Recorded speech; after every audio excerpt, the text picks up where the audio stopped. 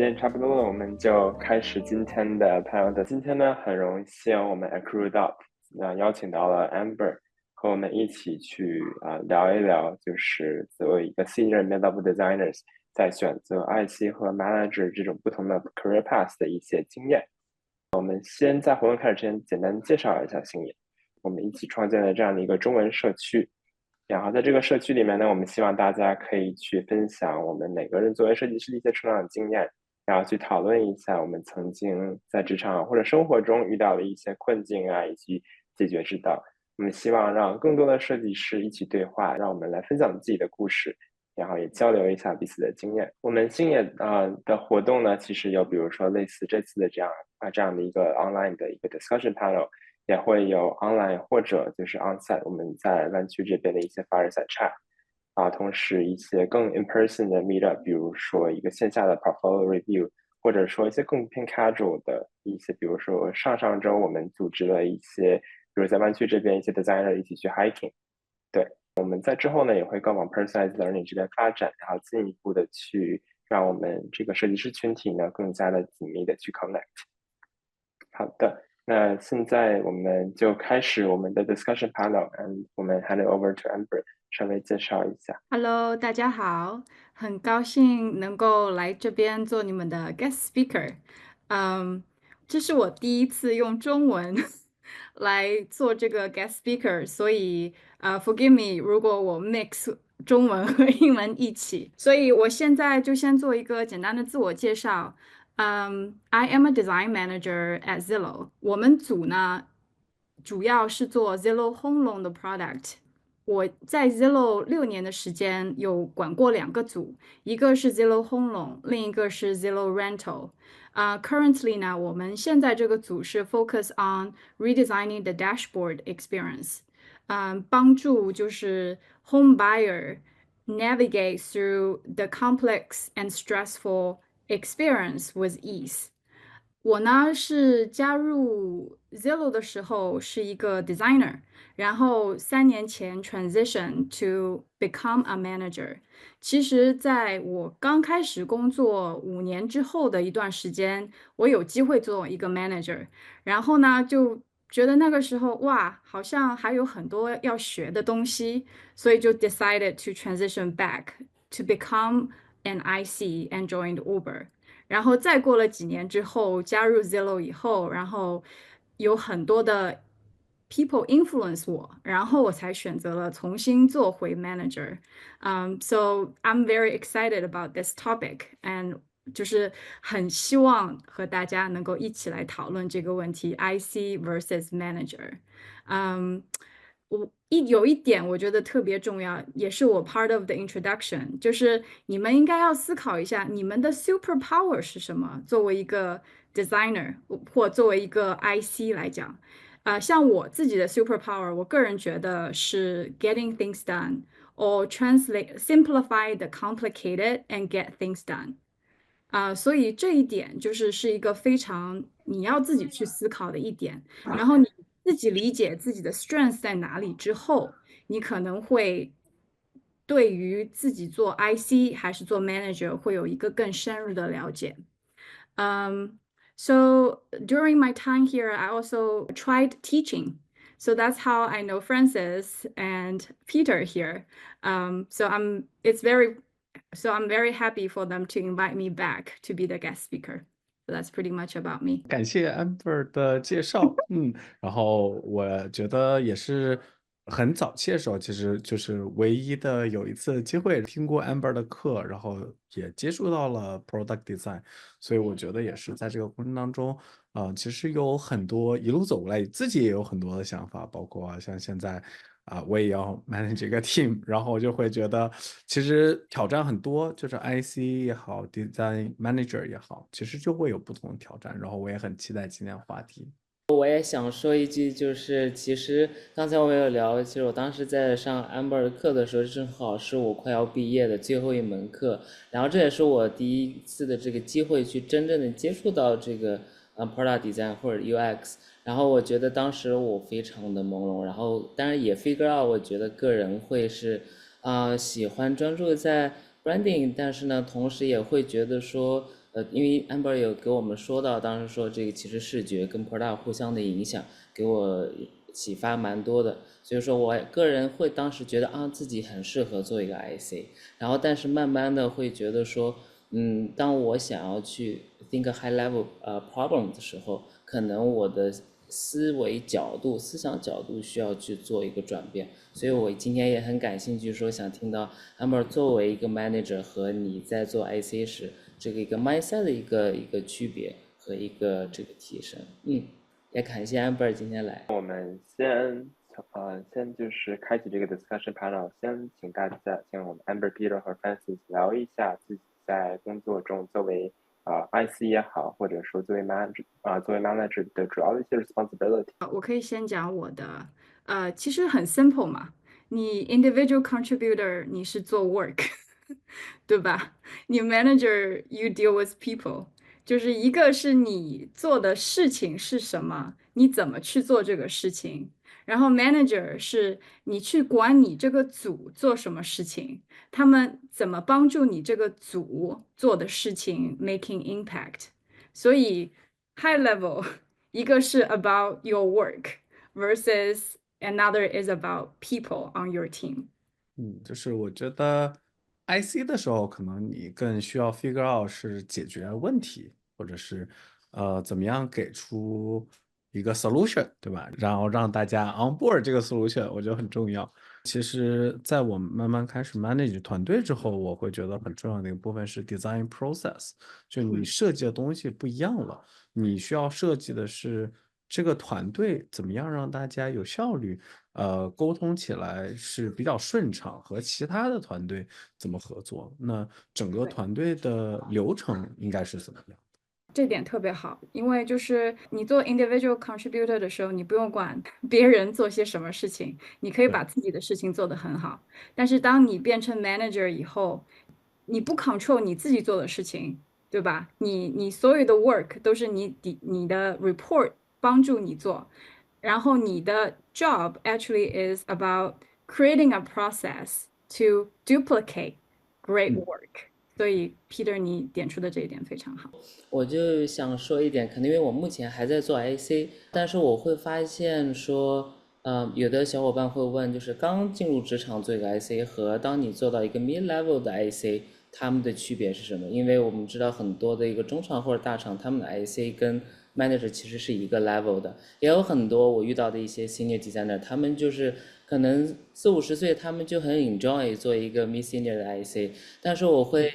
想分享给大家，就是说，其实，在做 IC，不是说你的经验的高低，或者说你的年限的高低，而是说你对一个问题、一个 project 的理解程度，或者说去实现这个，比如说一个 marketing strategy，或者说 product goal。所以我会觉得说，这个做 IC，也是很有意思，然后也是有你的一个主动性然后可以把你个人的一个强项，你的 super power 去在 team 里面去展示，去更多的 increase 你的 visibility， 对，但是更多的就像 Amber 说的，我觉得做 manager 更多是如何发掘你的 team 的闪光点，你的每个 member 的，我觉得是发掘每一个人的强项和优势，然后怎么去 manage 这个 team， 达到一个大家一起 work 到一个 goal 上。所以我觉得可能在 IC 和 manager 之间，我们需要去解决的问题和每天的工作去面对的问题是不一样的。这个大家可以看自己个人的这个优势和强项在哪里去发掘一下。对的，对的。我袁在评论中问我有没有考虑过做 IC Principal Designer，答案是肯定的。因为我比较喜欢就是 get hands on the design solution，就是有时候你去做一些好的设计，你会就是会做 different experimentation，因为你有不同的方案去解决这个问题。然后 back to Francis 刚点出的点，对吧？就是还在什么程度的 experience 上，IC 和 manager 有一定的 overlap。其实我以前有一个 mentor，他经常跟我说，就是当我 transition 的时候嘛，就会跟我说，Amber，你要站在不同的高度去思考问题。然后我那时候就很懵，你知道吗？我就觉得 What do you mean？什么是什么高度？我觉得我站得很高了已经。但是就是 over time，你就可以，我就慢慢理解了这个 background，他们在说什么。你就是刚开始做 IC 的时候，我们可能会去 focus on，比如说小的一个部分的东西，比如说一个 screen 啊，一个 button 啊，UI design。但是你慢慢的 become experience，你就会比较 fluent with all the design solutions. So the more experience you get, the more you will think about system，就是你是从一个 system 的角度上来想问题，然后当你当你再高一个 level 的时候，你就会想 strategy 了，对吧？当对，你 IC 开始做 strategy 的这一部分的时候，那就是你，比如说 principal designer 也会想 design strategy，然后 manager 也会想 strategy，但是他们的侧重点是不一样的。那个 嗯 principal designer 想 strategy 的时候呢，是去想，哦，我这个 strategy 有没有 meet user goal，是不是一个很 effective 的 design solution，然后能不能cross functional 一起来做这个 solution？Can I sell this idea to the overall company? Right？但是 manager 呢，就是想，哦，business，哪一点是比较重要的？当然，principal 也会想 business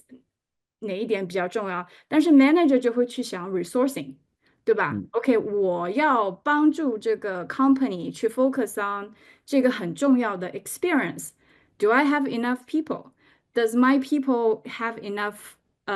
resourcing? Is the process there? Does people feel happy? How do I create work-life balance to make the team feel more effective？就是 strategy 的侧重点是不一样的。所以这是我的 take，在一个 IC 或 senior IC versus manager 的 difference。我也可以补充一下，就是可能 senior IC 可能更从 impact 的角度来讲吧。其实我挺喜欢，之前我有看到好像有个比喻，就是如果你是一开始做 designer，你可能做的是，比方说像冰箱，现在假设里面放东西，然后有一点不规整，然后嗯，作为一个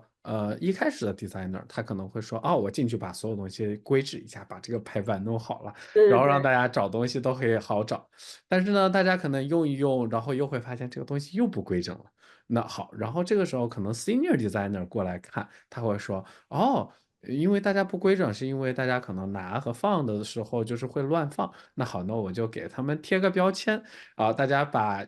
那个水果放第一层，什么放第二层，下面再放第三层，对吧？然后再到一个 principal，他可能想法就是会想。哎，我不是光看这一个地方的这个冰箱，我可能会去看所有的冰箱。我这个冰箱是不是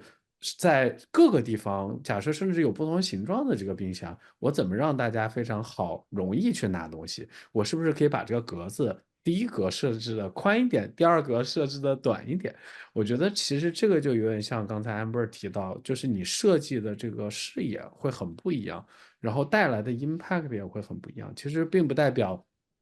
IC 不可以影响 strategy，其实很多时候 IC 它带来的这个 strategy 的 impact，我觉得会是这个方面。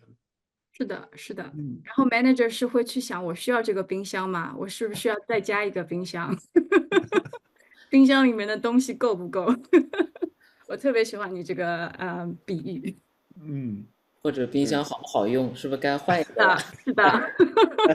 公司可以 afford 这个冰箱吗？下面的话，我们想请嘉宾聊一下，就是关于自己在，就是这个多分享一下自己的这样的一个 career growth，以及当时为什么会去决定去 make a decision，说是去 pursue 这样一个 manager，或者继续 pursue IC 的这样一个 position。嗯。我个人的 experience 我有提过吗？就是做了几年 IC，然后back in Solar City，我在 Solar City 工作2年，然后那个时候呢，公司正好有一个 opportunity 说，嘿，Amber，你可以 hire 你自己的组，然后做这件事情。我那时候就好激动，然后就觉得哇，好开心啊，我可以管人啦。然后我也就 hire 了2个很好的 designer，但是过了一段时间，我就个人意识到，诶，我其实还是比较喜欢做 IC work，然后我有没有到这个可以管人的程度，然后就自己有一些self evaluation 嘛。然后我觉得我还有一些地方作为一个设计师来讲，我是不懂的，比如说我不理解那个 marketing strategy，how to set a great marketing strategy，然后那个公司整体是怎么 make money 的。所以那个时候呢，正好有一个 Uber opportunity，我就加入了 Uber 的一个设计组。然后那个时候，我觉得其实也是一个个人的 evaluation，觉得I'm not ready。然后还有一点呢，就是很多时候，当一个 IC become manager，你其实没有人去 train 你，对不对？就是你老板觉得啊，you're ready，you go for it。但是你很多时候你 go for it，你就觉得哎呀。你就很 blindly guessing what's the right process 然后这一次，然后等我加入 Zillow 以后，Zillow 其实有一个 culture，我很喜欢，所以我在 Zillow 待了很久。是 they offer IC different paths，就是说你 start as an IC，对吧？然后你有两条路可以选，一个是 management path，一个是 individual contributor path。但是当你如果决定，或者你的老板会跑来 influence 你，因为他们是 observing you，然后 usually manager at Zillow 他们是比较一个 service kind of type of manager，right 吧？就是他们会观察你的 strengths，你有兴趣的地方在哪里，然后他们会 influence。如果他们觉得，哎，你其实有做 management 的潜质，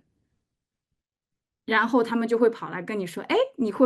要不要考虑做一下 manager？然后我说啊，我有潜质吗？OK，可以。然后我最喜欢的一点是他们会 train 你，然后他们还有一个 program，就是让你去试一下，你想不想要做这件事情，before you make a decision。所以两点，就是一个是我觉得 company 有这个 culture，你有办法 finding great manager to mentor you，这一点很重要对我来说。还有一点就是说，you're there，你学了，you become an IC and you know what you're doing，and then you can mentor and coaching younger designers。然后这两点对我而言是 main influencer of me transition back to become a manager。我也差不多有点被赶鸭子上架吧，就对，是因为团队就是是我的 director，可能他管不过来，然后就可能相对来说需要有人来带这个团队，然后需要去看这个 team 里面各个 work stream 怎么样啊。当然我自己的一个体会的话，会是说在 manager 上面你更多可能去考虑的那个 strategy 会不一样。就是我目前还挺 enjoy 就是 manager 这个 track 的，因为会想很多，就是我怎么样把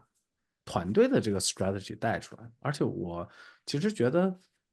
还是在 design，就是你只是 design 不一样的东西，你好像在 design 一个工作方式。换句对，话说，就是不一定是在 design 这个界面，你更在设计的是有点像设计一些 business 呀，或者是设计团队到底应该怎么样去合作。然后我觉得个人比较 rewarding 的一点是说，你可以看到可能有一个小小的改变，你可以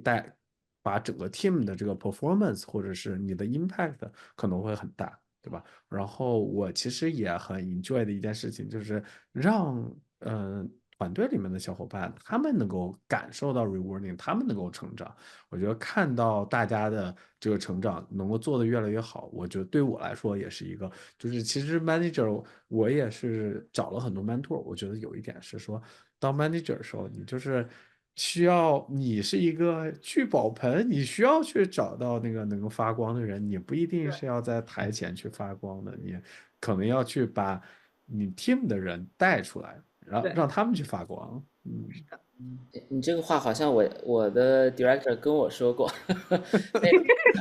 他当时在我们公司就是还是 contractor，然后后来是因为我们 scale up 了，然后整个公司上市了之后，才有了很多这个 headcount，他有这个机会去做 manager。然后他跟我说，啊，我很 enjoy 看到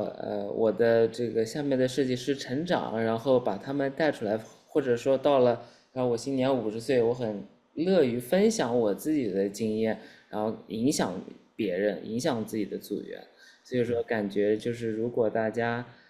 也会很 enjoy 这件事情的话，那可能会很适合 manage 这个 track。然后我觉得作为 IC，其实有一个很好的点就是，其实可以多看一看别的设计师在做什么样的项目，整个团队在做什么样的项目然后多听一听可能大会上的一些 marketing strategy，像 Amber 当时有说，做 manager 可能要你的知识面是更广的，可能更去了解整个 product 公司是怎么运作赚钱的。那我觉得可能做 IC，有的时候小伙伴会觉得很局限，就只能做手上的工作，但其实你也是有这个选择的机会，可以去跟你的 manager 去主动沟通说，哎，我想去做不一样的 project，我想去尝试不一样的东西。那我觉得可能那个会是你做 IC 更不一样的一个闪光点然后而且也是一个很有意思的方向吧。这是我的一个小小的观察。我觉得也有一个小心得吧。其实这个无论是 IC 还是 manager，可能相对来说，我觉得我自己 career track 还算比较快。我自认为有一个很大的帮助是，我会经常去看大概高我2级的人在干什么。就比方说，哪怕我做 manager，我也会去看，比方说可能公司senior director，或者是甚至是CTO、CPO，他们在想什么问题。因为我其实觉得很重要一点，有的时候不是能力的差距，而是信息和量的一个差距。你看到的不够多，所以你没有办法做那么完整的一个判断。那怎么样训练自己能够处理更大的一个信息量呢？其实就是去看看。哪怕 IC 也是，比方说你假设在做 product designer，你可以看看 senior designer 他在解决一个问题的时候，他是用什么样的一个角度，或者他的那个切入点，他的覆盖的面是什么样的，我觉得可以很能够帮助自己提升。我那个时候在纠结，我到底要不要换回做 principal IC 嘛？然后我跑去问我们组的 VP，我说：“哎呀，你觉得我应该换回 IC 还是做 manager 呀？”然后他也没有回答我这个问题 directly，他就说：“你自己回去想一想，你3年以后想你在哪里？Like where you at with your career？你想3年以后变成什么样？”然后你再去想一想，在所有的设计师里面，在所有的人在你这个领域里面，谁 you look up to，就是说谁 inspire you，就像Peter Mason，就是你看 two level above，right，他们在想什么？所以我觉得他这2个问题很 common，但是我就觉得我确实是要想一想，就是往远的地方想一想，我未来想要做怎么样的 leader，然后这个 leader 是 IC 还是一个 principal designer，然后还有一点他说的是，你如果想做回 principal designer，那你的闪光点是什么？因为当你做 IC，你越往上，越需要一个 personal branding。就像我们 Zillow 里面，principal designer 就是一般我们想到 individual principal designer，它有一个非常 stand out 的闪光点。比如说有些 principal designer 他就 super strong at prototyping，他知道所有的 prototyping tool，然后可以让所有的 junior designer 跑去问他，人家就知道哦，一旦提起 prototyping tool，哦，那个人是超级牛逼的那个 principal designer，所以这些问题都是可以你 continue to think about when you think about which path to go on。我还是想问一下大家，就是你们觉得作为 manager 或者作为目前的 IC 的工作的日常中，就是最大的一个 challenge 是什么？ Manager challenge is people，就是说你做 manager，第一，你可能会 run into different situation，对吧？你可能要 start managing your peer，就是想和你同辈的、同时进去的设计师，突然之间你变成他老板了，你要知道怎么去 adjust。对吧？还有一个就是你可能 inherited a team，不是你 hired，是别人 hired，然后别人的 hire 可能就是 you have to deal with underperforming situation。underperforming 是 manager 的 nightmare，就是说你 you have to spend a lot of energy to change the situation，对吧？而且你变成 manager 以后呢，你不再是 responsible for yourself，你是 responsible for the whole team，所以你就必须要有很多的 empathy，对吧？就有时候你看一个设计，然后有时候你的组员可能有一些 personal situation，然后做的东西没有 meeting 你的 expectation。如果你是一个非常 transparent 的人，你就会跑去跟他说，哎呀，你这个东西怎么做成这个样子？那就不是一个 manager，就是你就需要 go through management training to learn how to deal with this type of situation。所以我觉得 manager 最大的 challenge is like how to learn how to be flexible dealing with different type of people like 嗯， personalities and situation。我挺同意的。而且我加一小点吧，好，其实我觉得就是 manage expectation，对，就是说你不光是要 manage 这个嗯，组员，他们因是的，为其实每个人都想要升职，或者是他们要有什么样的 expectation，然后你怎么样来和他们沟通，其实 people manage 真的是我觉得是完全一个不同的 skill sets，而且这个很就是可以，当然大家可以多看看什么 MBA 啊这些书，但是真的很少有就是你在学校就能够学到的一个技能。然后还有一个 expectation，就是你作为 manager，你带这个团队，那你怎么 manage 其他组对于你 design team 的 expectation？哎，你总不能，比方说 product team 给你巨多的 epic 和 story，那你怎么来 manage？怎么样调整这个合适的 capacity，对吧？然后怎么样让，就是像刚才 Amber 也有提到，就是怎么样调整大家的 work-life balance，就是有很多我觉得 expectation 和产出，你怎么平衡这个关系，是蛮大一个 challenge 的。嗯，是的。而且特别是，其实 middle management 特别难，因为对，很多时候你会变成一个夹心饼干，因为你老板会跑来说：“哎呀，这个东西怎么还没有做好呀？”然后你跑去问你组员：“哎呀，这个东西在哪里呀？你怎么样？你需要 support 吗？”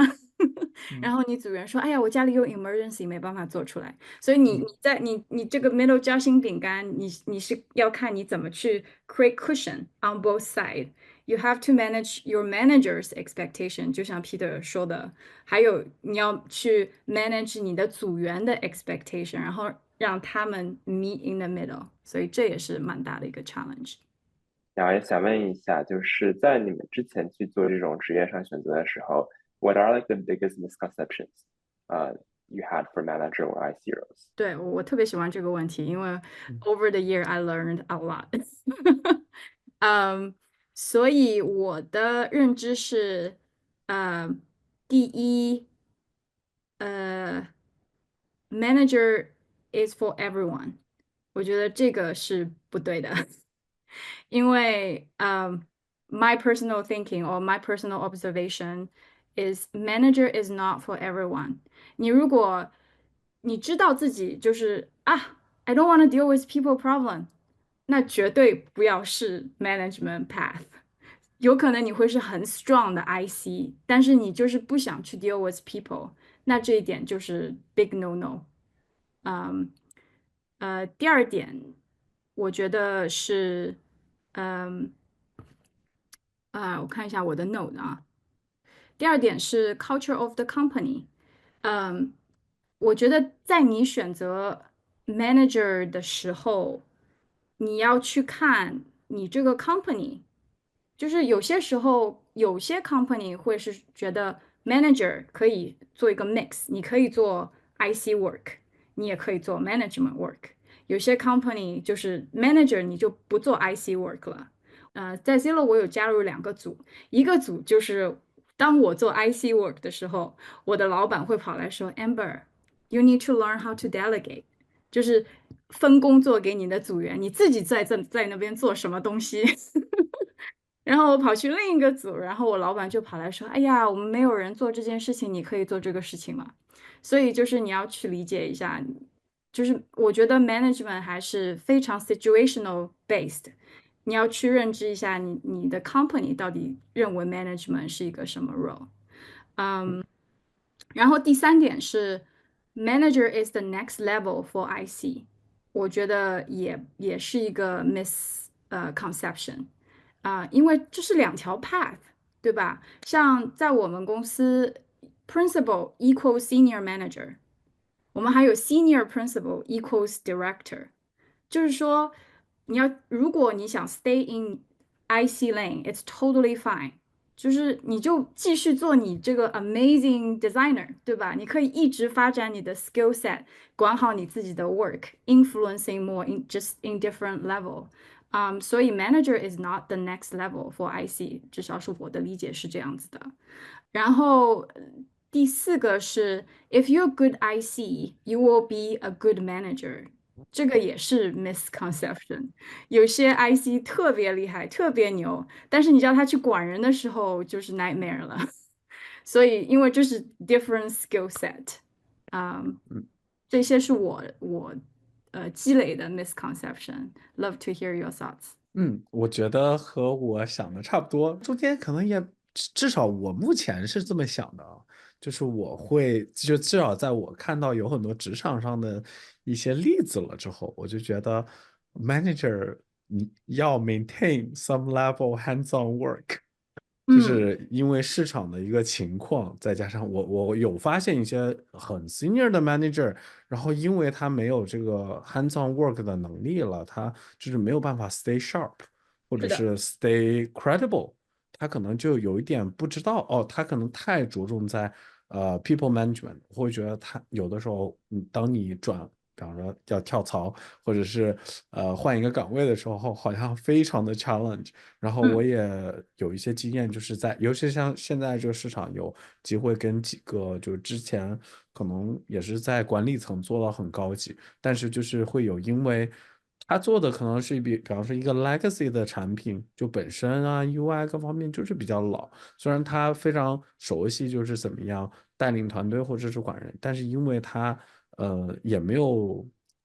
这个 hands-on 的能力了，然后再加上他以前可能做出来的一些产品相对比较 traditional 吧，然后可能就会遇到这样的一些问题。嗯是的，我们前段时间在 hire principal designer 嘛，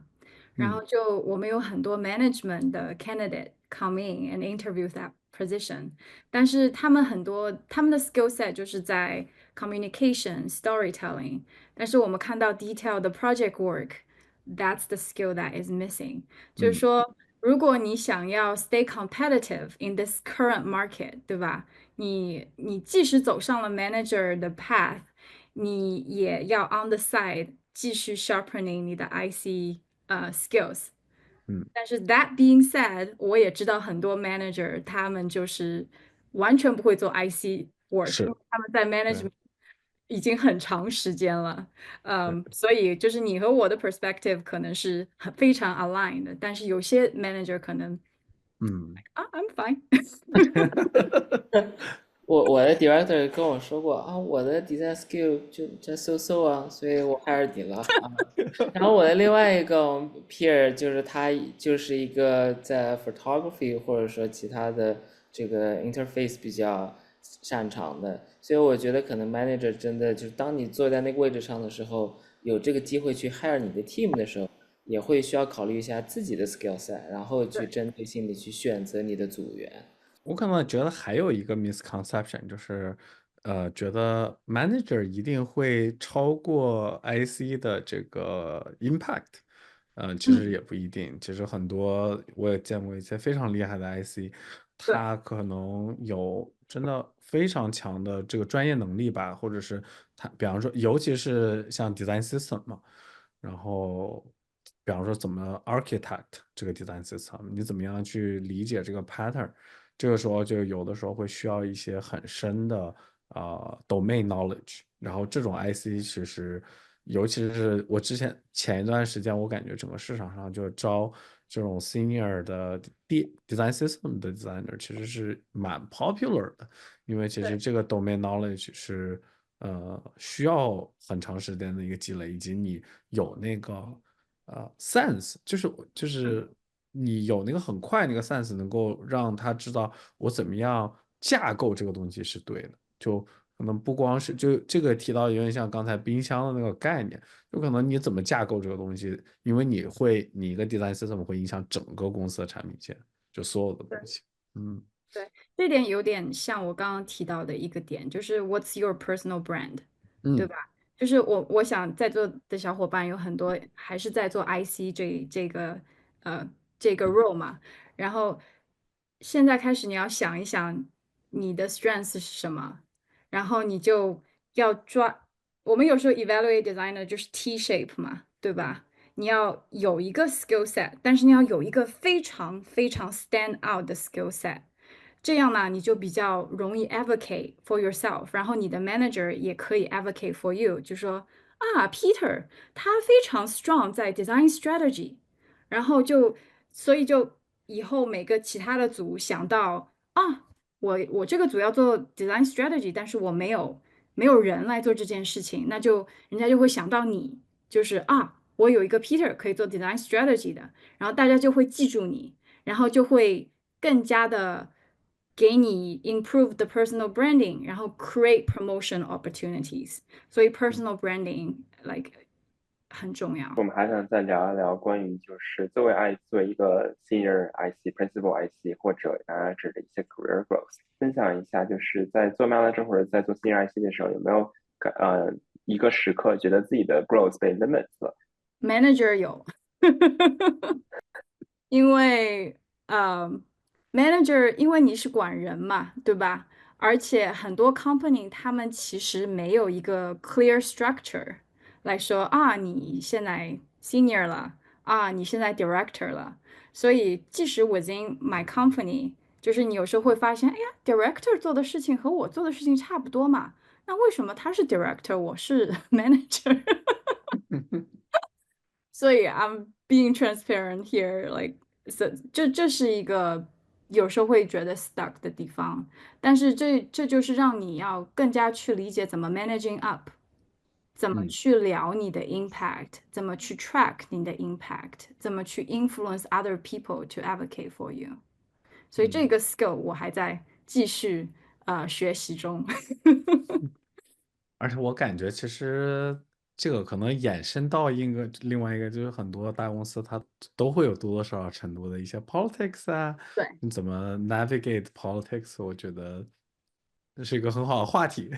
是的，对，我可以聊一期。下一期。那我们现在呢，时间也差不多到1个小时左右了。我们现在开始 Q&A，我们尽量在8点半之前把大家的问题都 cover 掉。然后，如果大家有什么新的问题呢，也可以就是现在发到 chat 里，我们慢慢和3位嘉宾一起聊。是 Tina 提出来一个问题，就是好奇 mid-level IC 和 manager 在职场上的下一步的这个 planning 上会有什么不同？ Mid-level IC，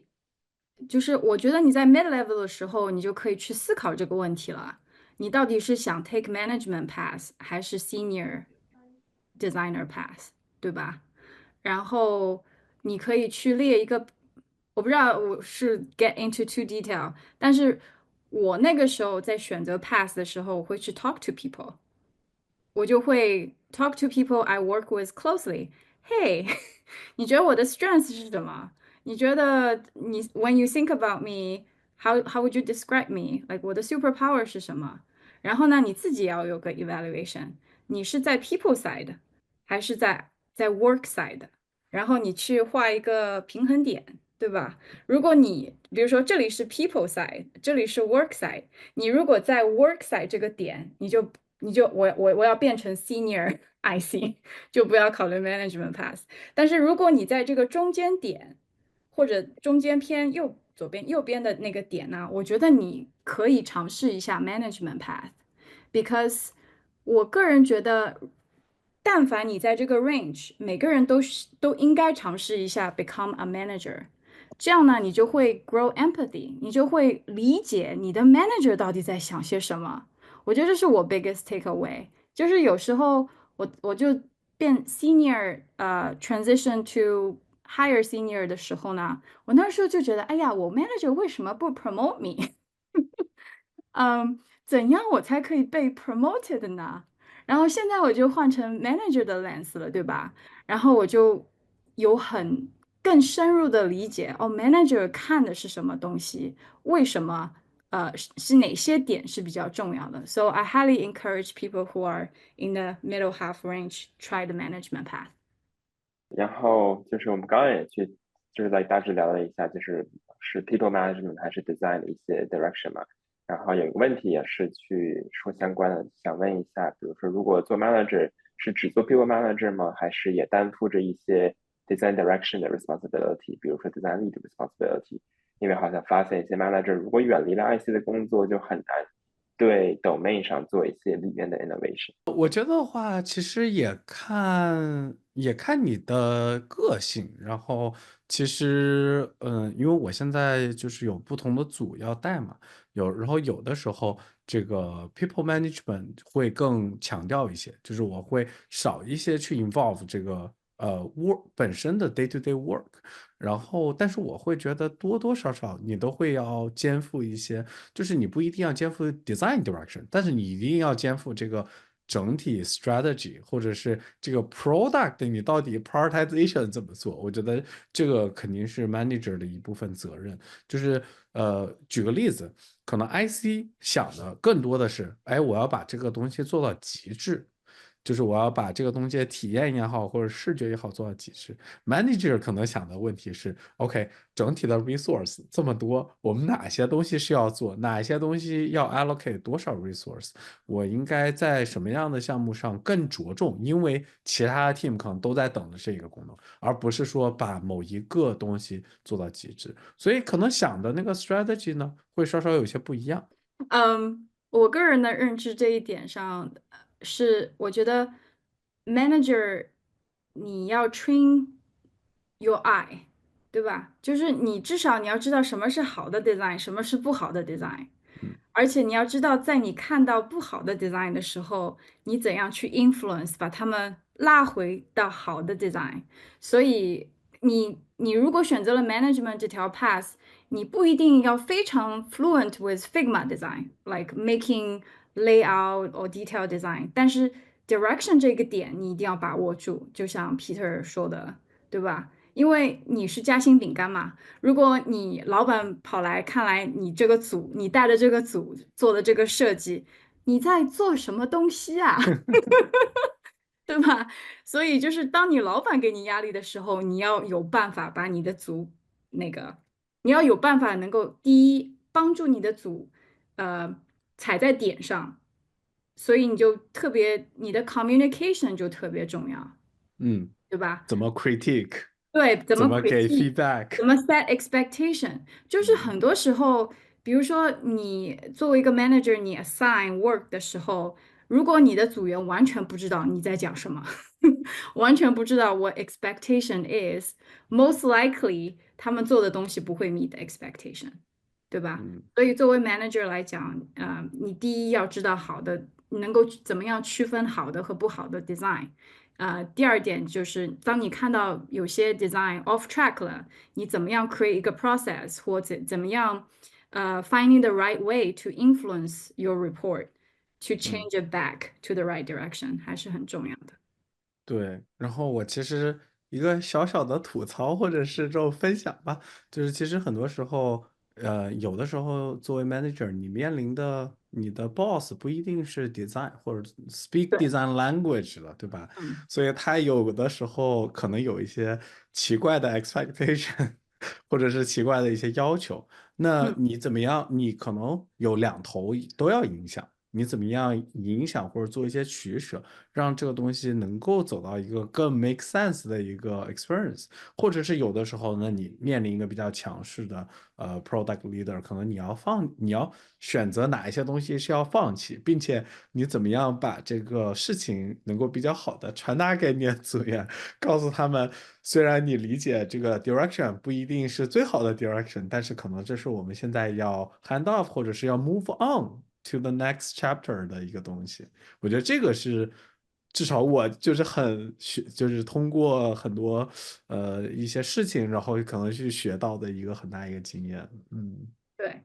，pick your battle for your team and for yourself。对，我们大家说一下各种各样不同的 management skills，然后但还想问一下，就是除了我们之前说的这些以外，还有什么样的特质啊，或者说有什么样特质的人更适合 manager，或者有什么特质的人更适合？如果 you're interested in management path，我觉得有些 skill set 是非常 important。第一，your listening skill，对吧？很多时候很重要的一点是要你理解对方。那你怎么样去理解对方？就是要你要听别人到底在意的是什么，不是表面的听，你还要那个 understand the underline，听得懂你的老板的需求是什么。你的 report 的需求是什么？你自己的需求是什么？然后你的 business partner 需求是什么？所以 listening skill is really important，这是第一点。第二点是 organization，就是说，因为你要管组嘛，然后有时候你管不同的分组，当然 depends on your scope of the work，但是很重要的一点是你怎么 organize 你 team 的所有的 work。你怎么 track progress？因为很多时候 management 会有点像 admin work，就是哎呀，这个 project 在哪里啦？你的组员做到哪里啦？你什么时候能够做完呢？然后很多时候you're able to understand where things are at，然后还要 communicate to your partner and to your managers to everyone，right？所以那个 organization skill 还是很重要的。第三就是communication，对吧？你要懂，我们在 Zillow 有一个 personality 测试，就是说不知道你们知不知道，有很多种 personality 测试，但是 at Zillow 我们给大家4个颜色有些人 lead by red 就是 be brief be gone，就这些人就是说你抓重点，说完重点你就可以走了。不要给我 detail。然后有些人呢就 lead by blue，blue 呢就是你一定要告诉我所有的 detail，你如果不告诉我所有的 detail 呢，我就不会去做这件事情。我就用这2个 example。所以做 manager 呢，你就要理解你管的人是什么样的 personality，然后 tailor your communication to help them be on track with the work。然后第4点就是 emotion，怎么说？你情绪还是要有稳定，有一定的稳定性，对吧？有些人如果就是情绪比较易爆，然后就 little thing will trigger you，你可能会 get there，但是你可能就是要做一些调整 before you go on management path。因为就是你在管人这一点上，你如果做在管理岗这件事情上，如果 little thing can trigger you，and then you are like managing relationship，对吧？就可能你如果被 trigger 了，那这个事情就不太好了。所以这是4点，我觉得比较重要的 skill set as a manager。我可以加一个 follow up question 吗？可以。既然就是我们就是有4种颜色，那在这一点上，就是相当于也反映了一种 business culture 嘛。那在招人的时候，你们会去找，就是说更加 fit 这4种 type of personality 的，或者说更 fit business culture 的这种类型人吗？还是说它其实是一个可能 skills goes first，and personality is not that matter？skills goes first，对吧？因为我们还是招人来做事情的嘛，对吧？不是来招人来meet the company culture，而且我们是 welcome diversity 的，就是说我们就my perfect team 是一个 red，一个 yellow，一个 blue，一个嗯 green，一个 good mix，对吧？我们如果一直都是招 red 这个组，你可能跟，比如说我性格是 red，然后我如果跟 red 一起组合，可能会觉得，哎呀，说完这件事，拜拜，see you tomorrow，那就可能不是很全面。特别嗯是你要一起做事情嘛，就有时候 red 可能他就想的太快了，然后你把一个 blue 加进来，blue 就会跑去 challenge red，说，哎，你这个想过了吗？那个想过了吗？当你能够把你的组员让组员理解对方有不同的 communication style，that's the time they build trust，and when they have trust，就可以互补这种 personality，所以你做的东西就会更好一点。嗯这个我挺同意的，就是我觉得要不同这种性格，或者是一定要 diversity 一点，你的组其实才会更怎么讲，就是大家会产生更好的化学反应。然是的，嗯后不是说同样性格的人，但是我可能会稍稍想补充一点，就是我会觉得虽然 personality 不是很重要，但我觉得在面试的时候，你的 soft skill 或者是跟这个组 嗯，fit 不 fit 这件事情，对。可能比 skill 还重要一点。对就是有那个 team review 嘛，不是 peer review 也有一轮这对。样，所就以是会蛮看你能不能和，就是在工作这个环境，就是可能你是不是你能不能表达你的想法，对吧？你是不是一个非常擅长于 collaborate 的人？可能每个 team 不一样，有的时候这个就是特别看组了。比方说那个组可能会特别需要一个人就埋头苦干，他也不用 communicate，他就能够不停的 output，他比较强调这种，他会去找 fit 这样工作模式的人。我觉得这个 fit 可能比 skill 一半一半，就是我感觉不相上下的感觉。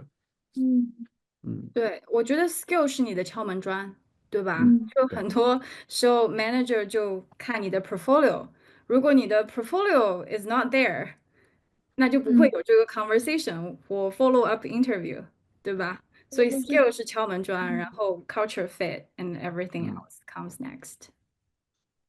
嗯，OK，也就是说，在 same skills 的情况下，那有可能 soft skills 会取胜。是的，OK，嗯，是。是的。The higher you go, the more important soft skill gets。很认同。对，所，Yeah，以就是如果你有机会，就 focus on growing soft skills。嗯而且其实很容易，你稍微有几年工作经验，你的 technical skill 就是不会差距那么大，就是只不过可能有一个人稍微慢一点点，可能慢10%、20%，但如果这个人本身非常难合作，或者是比方说有一些可能在工作的场景下，他很难去接受 feedback，然后你这个组又是一个非常需要大家 teamwork 的组，那就是他会觉得这不是一个很好的 fit。下一个 question 也是我觉得很有意思，就是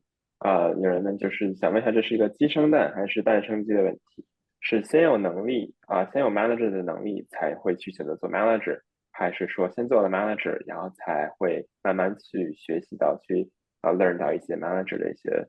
这种 key skills？这个是很好的问题，我个人觉得，所以我就 recommend 大家先 evaluate 你在哪里，对吧？你 care 不 care about people in general？就是如果你要去管这个组，然后你所有组员的事情都会 fall 在你身上，然后你会经常要 schedule one-on-one，you need to write annual review，you need to deal with problems and people problem, not design problem. Are you willing to take on that challenge？对吧？第一是你要 identify 你的 willingness to take people in and be in charge of people。你想要做这个事情吗？如果你完全不想，不要去做这件事情。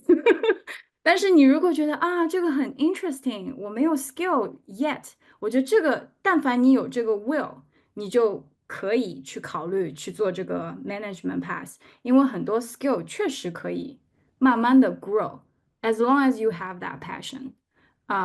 我觉得，而且第一是你个人的 will，第二是你的 company culture，对吧？如果你就是你这个 company 没有很多很好的 design leader，你也没有办法找到很好的 mentor 去教你怎么 grow 这些 skill，那可能这也是有一点你要去想的地方。你如果想要学这些 skill，who are you going to learn from？ Right？ My 2 cents 是，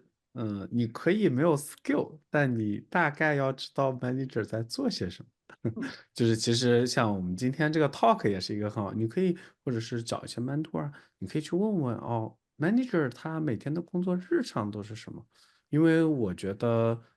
，promote 到 manager 或者是把你或者你跳槽想要去做 manager，很大一个门槛可能就是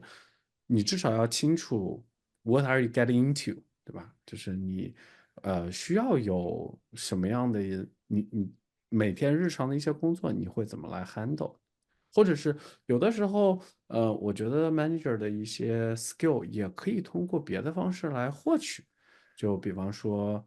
如果你去比方说 mentor，其实我会觉得是一个挺好的一个方式，因为你就需要培养你的 listening 的 skill 啊，你需要去培养哦你怎么样能够 influence 别人。给别人好的建议，对吧？这都是一些就是我觉得不当 manager 也可以去 practice 的 managing skill。对，you have to know what you're getting into。然后我做 decision 之前，我有去读一本书，叫《The Making of a Manager》。highly recommend 大家如果考虑做 manager 的话，去读一下这本书。我还有一个特别小的故事可以跟大家分享，就是其实 management 有一个很简单的点，你可以先看看你有没有能很好的 manage yourself，就是你能够很清楚的知道自己想要什么，去 manage 自己的你的 career path，你的前进方向，然后你的自己内心的想法和你的情绪，因为我能看到就是一个很好的我现在 team 的一个 lead，他是一个我一直觉得情绪非常稳定，在任何会议各个场面的情况下都可以能够很准确的抓到这个会议的重点，因为在职场中有很多不同的 leader 和 management，他们有的人经常我们说通俗一点的 talking a lot，但是实际上他们根本没有说在正确的点上，那么1个小时的会议其实都是在浪费时间。但是我看到的一些好的例子就是说，他能够很好的 manage 他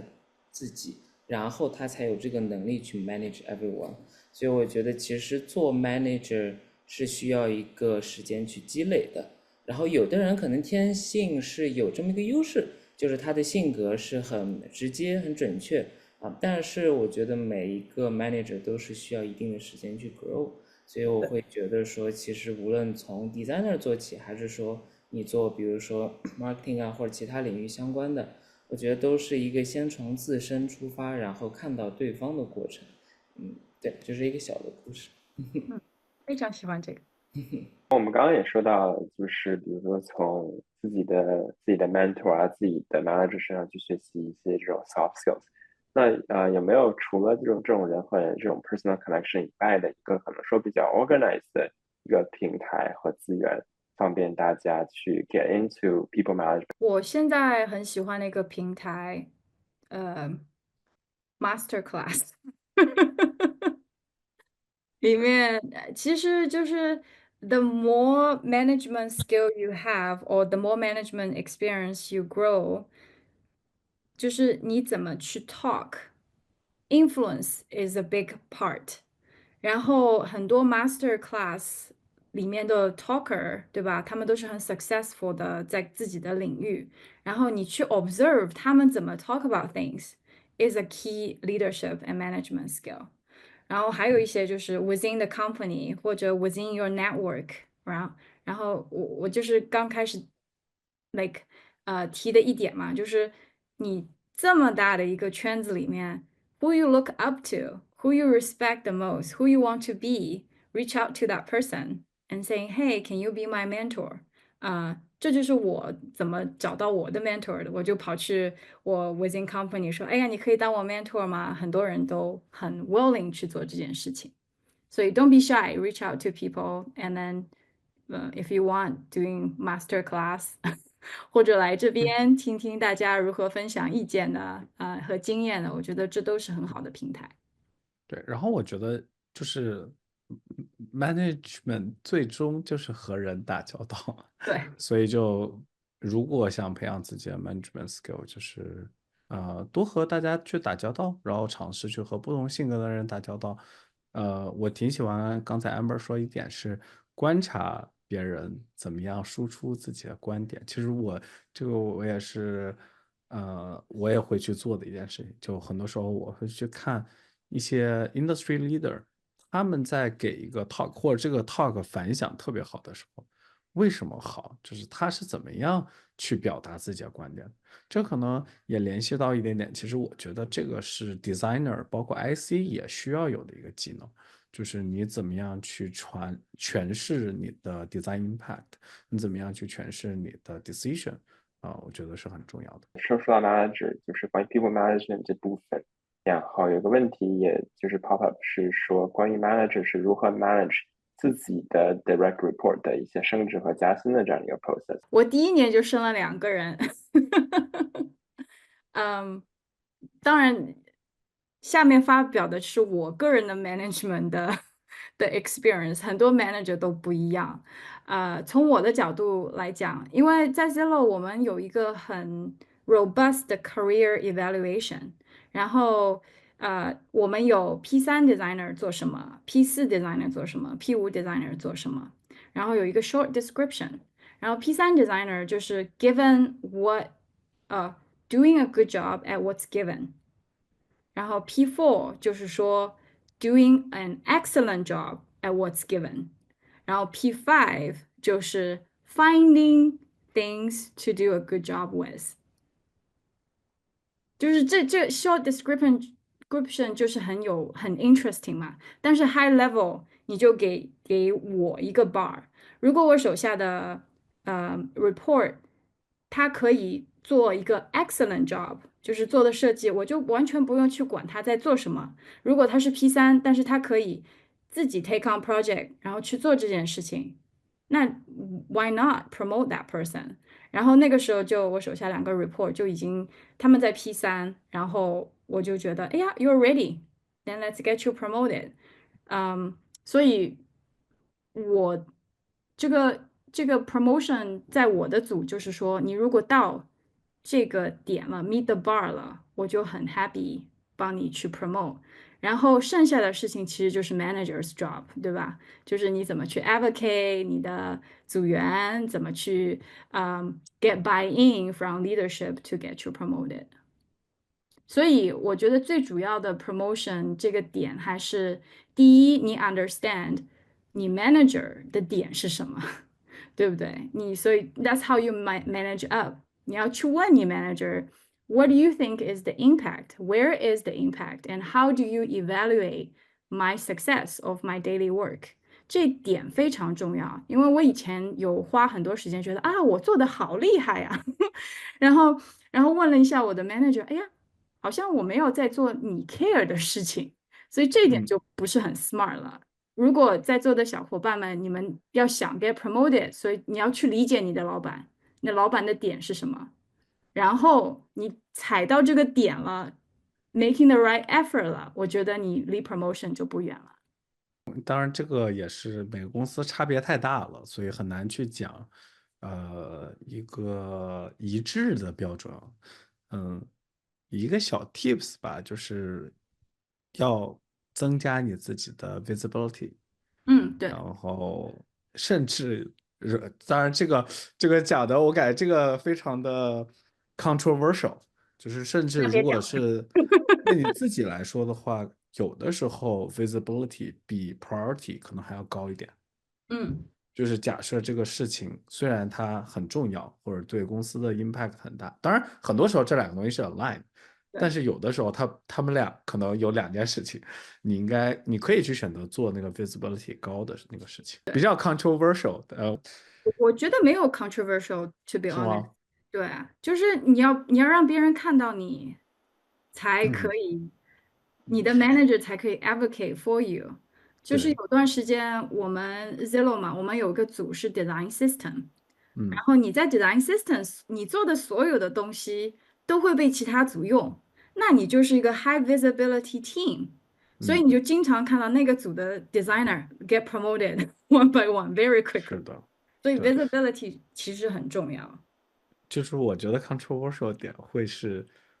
有的时候这个东西明明很重要，但是曝光不够，你可能在背后解决了一个很大的一个问题，所以这个时候我觉得，这是我觉得 controversial 点，不是说这件事情不重要，那么你可以去思考的是，你怎么样去，就像刚才讲，怎么样去讲好这个故事，对吧？是你怎么样把这个 design impact 怎么传对导给其他组？是，但这一点应该是 manager 帮你去做的事情，是，吧？但是有的时候，you know，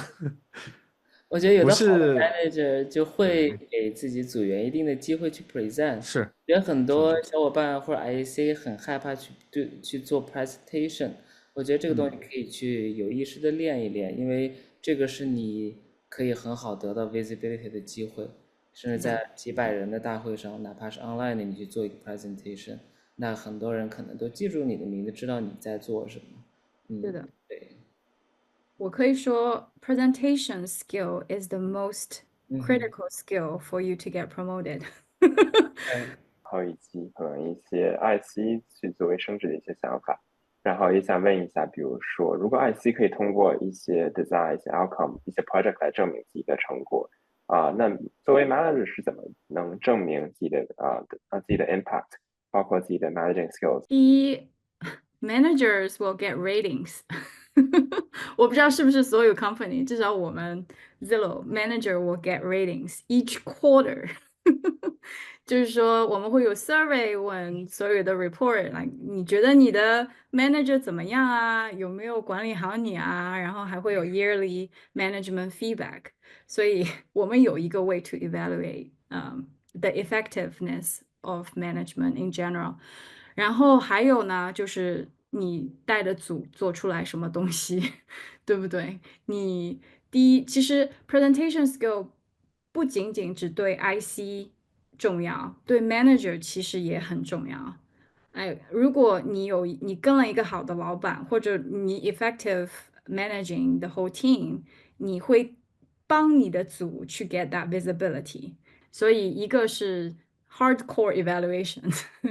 surveys and feedback，还有一个就是你组做的什么东西。我看到有一些很棒的 manager，他就会整理，就是把他组员做的东西全部放到一起，然后做成一个 presentation deck，然后 share within the company，这就是很 effective 的 management。还有最后一个问题好是关于 principal level IC 的，就是他们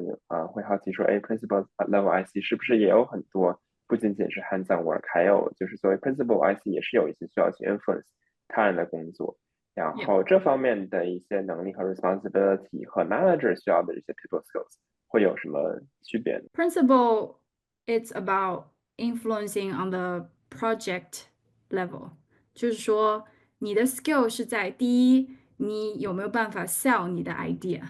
有没有办法跟 PM 啊、engine manager 啊，还有你的老板、你的 manager 说，Hey, look at this solution I've created, it's amazing。你觉得是不是 amazing 啊？就是你要 frame 你的 solution in a way to get people excited and motivated, inspired about this thing that you're creating here. Versus management，有时候 manager 可以 hide behind principal。Peter，我不知道你是不是这样，就有时候我就觉得我们其实不是 taking the spotlight，我们是 supporting role，对吧？如果我们觉得我们的 principal IC 有这个能力去 take the spotlight，我们会把这个 spotlight 就给这个 principal IC，你去这件事。所以这是一个 main difference，就是说 management principal 你要有 skill，你有这个能力去打仗，带领队伍打仗，打赢这个仗。然后你的 manager 就是后面一切都好吗？你有需要帮助吗？我有后勤，对，我有 communicate 你就是你需要的 influence 或者 expectation。我觉得可能，management 的时候有一个我挺会注重的点就是怎么 unblock 我的 team。对，可能我会想各种办法，就是比方说跟 product 跟 tech lead 去 think，比方说这个 feasibility 啊，或者是我们能不能多一点 resource 啊，我们怎么把 timeline 能够做好，这样我 team 可以专注在就是产出。因为我之前也做 principal designer 嘛，principal designer 他的那个 influence 是还是在 work 程度的，就是比方说我这个解决方案能不能 holistically 解决好多问题，对吧？或者是我能不能出一个 pattern，然后让大家，比方举个例子，就是我们在可能一个比较复杂网站，假设我能不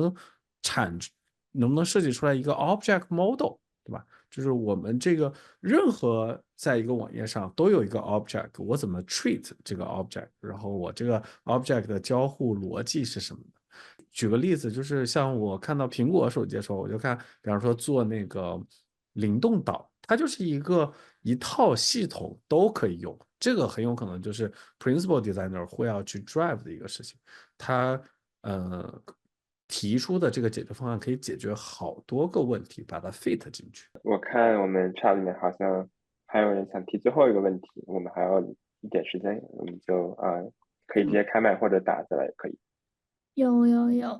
那我想问一下那个 Amber 老师，我想请问，不知道您可不可以分享一个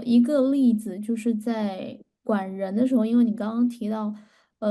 ，people manage people，那你可以跟我们分享一个您遇到一个非常难的 case 吗？就是在 manage people 上面。我就举一个 I have to let someone go 的例子吧。八卦一下，好。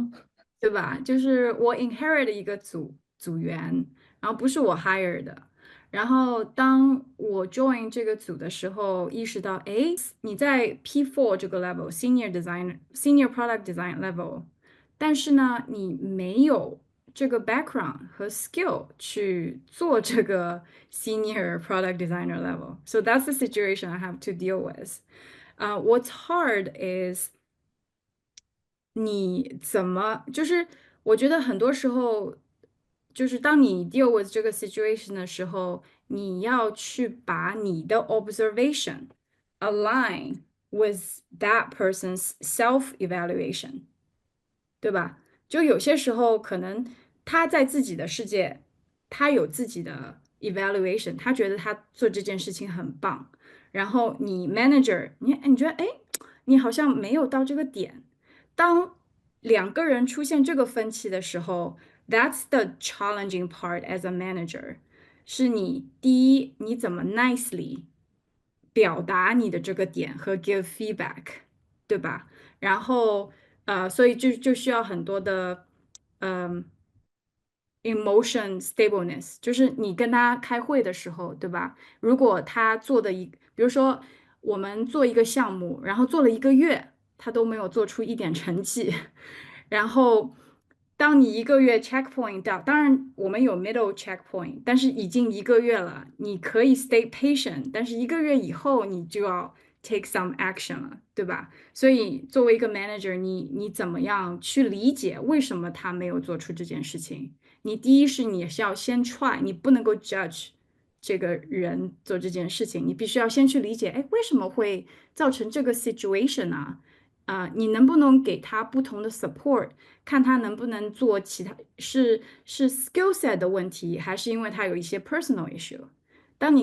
所以你就要 tell yourself to be patient along the way and be more personal, be more empathetic handling that situation。但是当你到达一个点，觉得it's really just the skill is not there，你怎么去 communicate like human to human level？我觉得这个是一个比较 challenging 的 situation。好的，谢谢老师。对，然后作为 manager，you'll have to deal with that type of situation。就你可能会是一个非常 lucky 的 manager，all your team is amazing，那是 manager 的 dream。但是很多时候你可能没有拿到一个你想要管的一个组，那你怎么去 deal with that situation？是 manager 最大的 challenge。At least for me, it's pretty challenging。好，谢谢老师分享。好的，那我们现在正好时间也差不多了，就想最后再 taking this time to 很感谢 Amber 和我们分享那么多，也很感谢 Peter 和 Francis 一起帮忙分享分享一些关于不同。然后如果大家想就是之后更多的活动呢，都会 post 在我们的官网，在 accrued.ai